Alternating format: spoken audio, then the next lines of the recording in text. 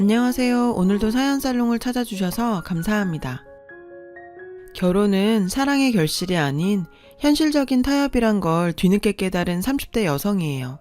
얼마 전 저는 결혼을 했어요.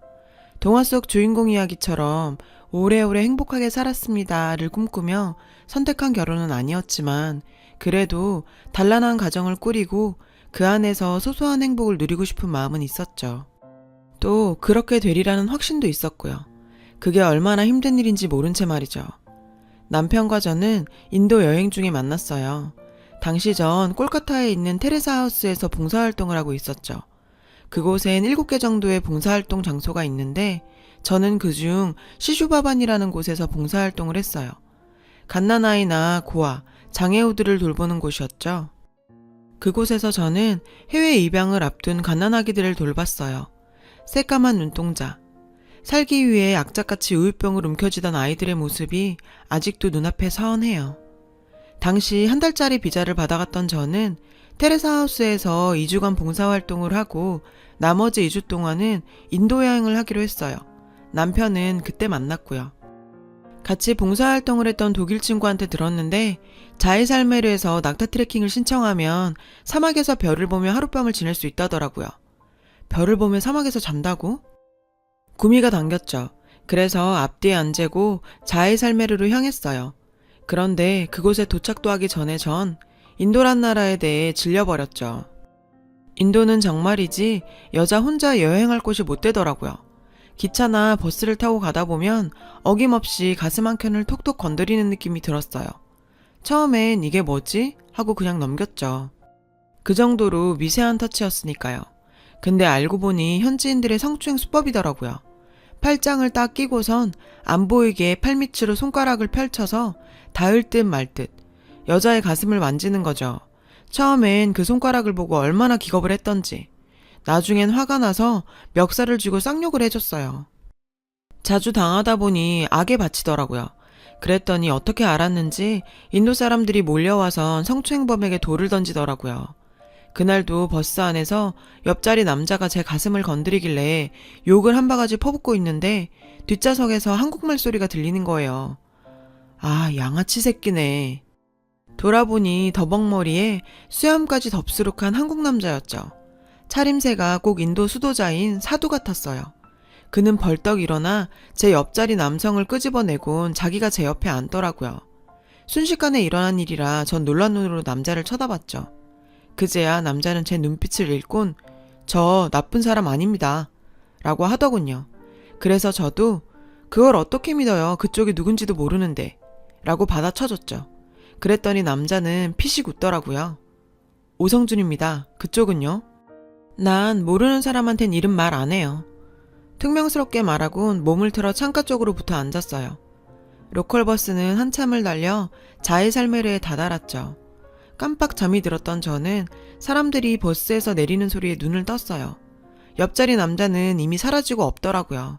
솔직히 좀 아쉬웠죠. 말은 퉁명스럽게 했지만 사실 한국 남자를 만나서 천만다행이다 생각했거든요. 일정이 맞으면 낙타 사파리도 같이 가자고 할 참이었는데 아쉬웠어요. 전 서둘러 버스에서 내렸어요. 그때였죠. 차 지붕에서 남자 목소리가 들렸어요. 이 가방 그쪽 거 맞죠? 남자는 차 지붕에 쌓여있는 짐가방 중 제 가방을 집어들며 말했어요.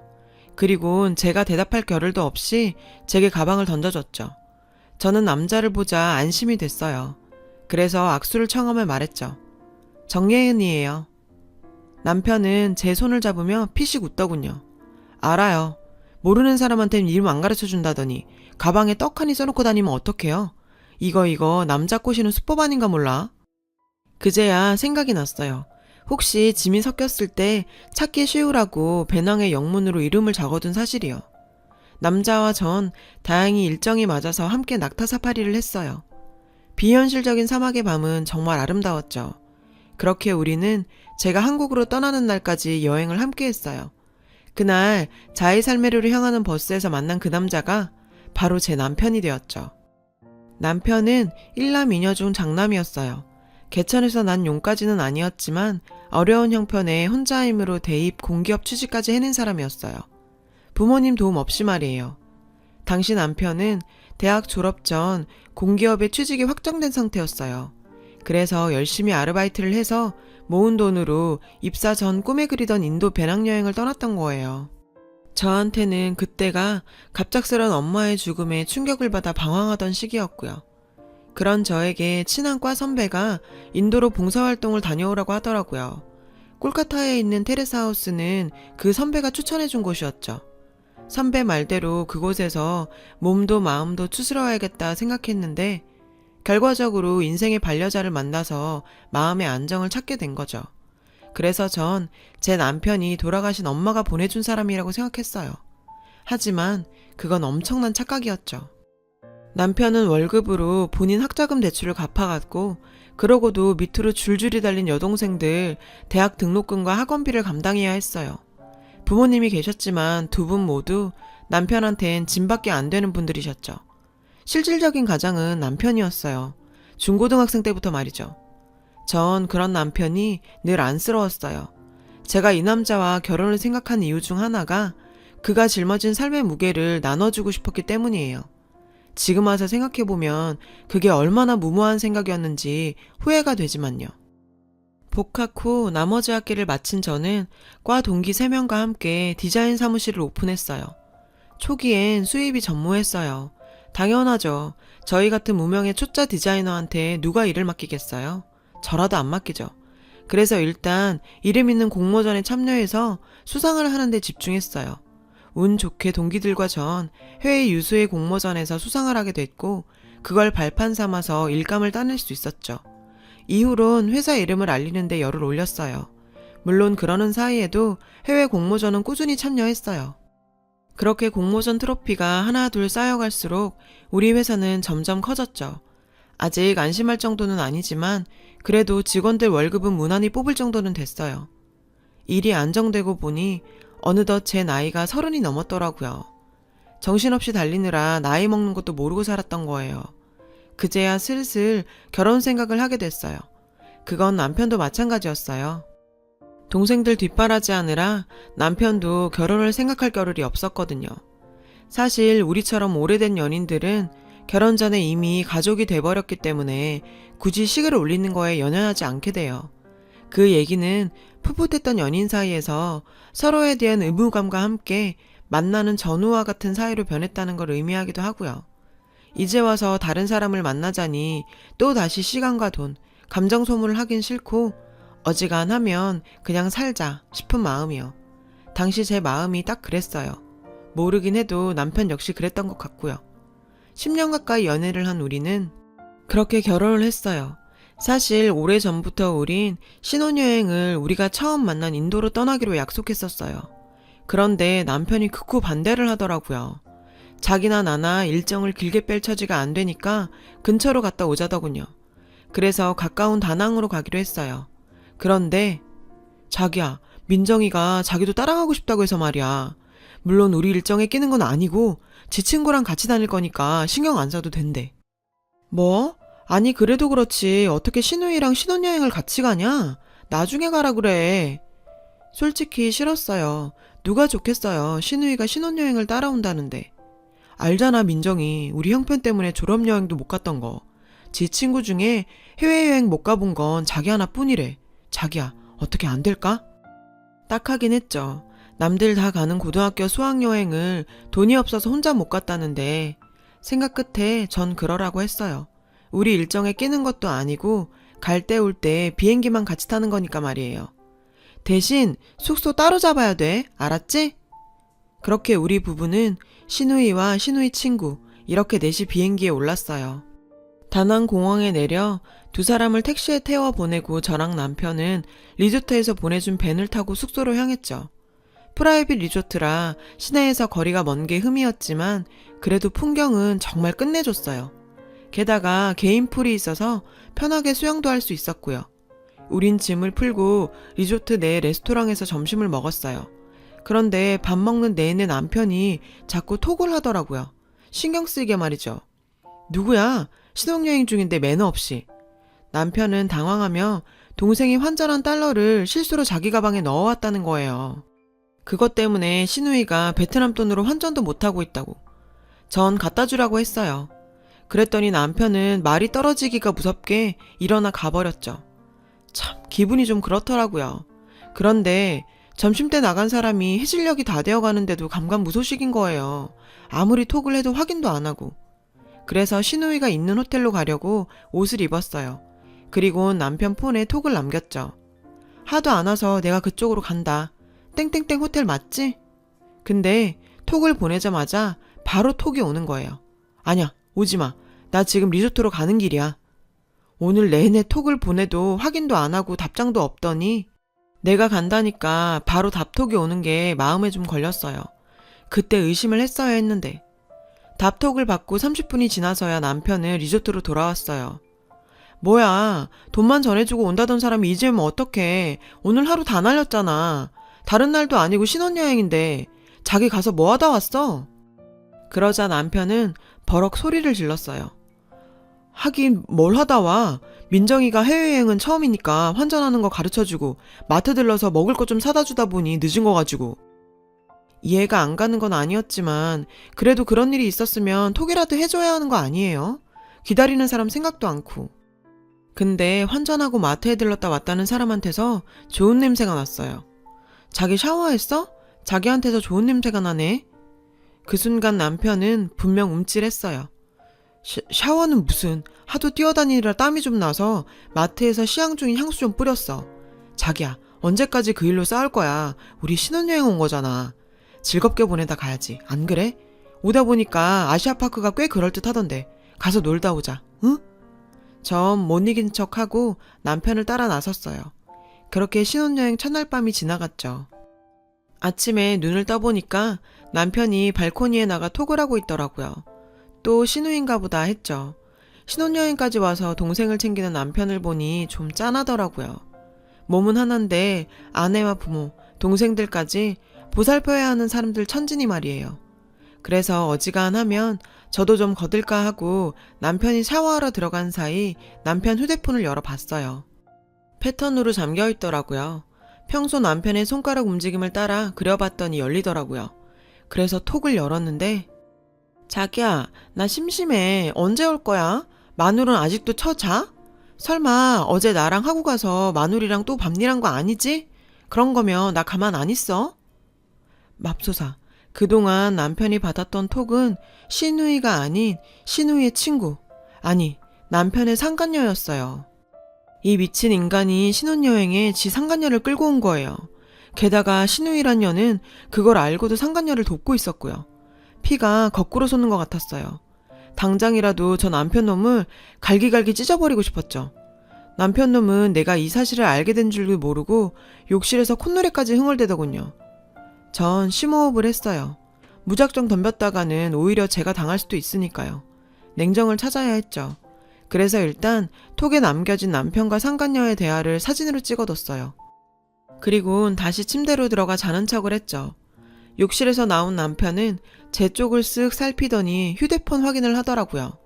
그리고는 키득거리며 또 다시 상간녀와 톡질을 시작했어요. 전 이불 속에서 울음을 참으며 남편의 경악스러운 행동을 지켜봐야 했죠.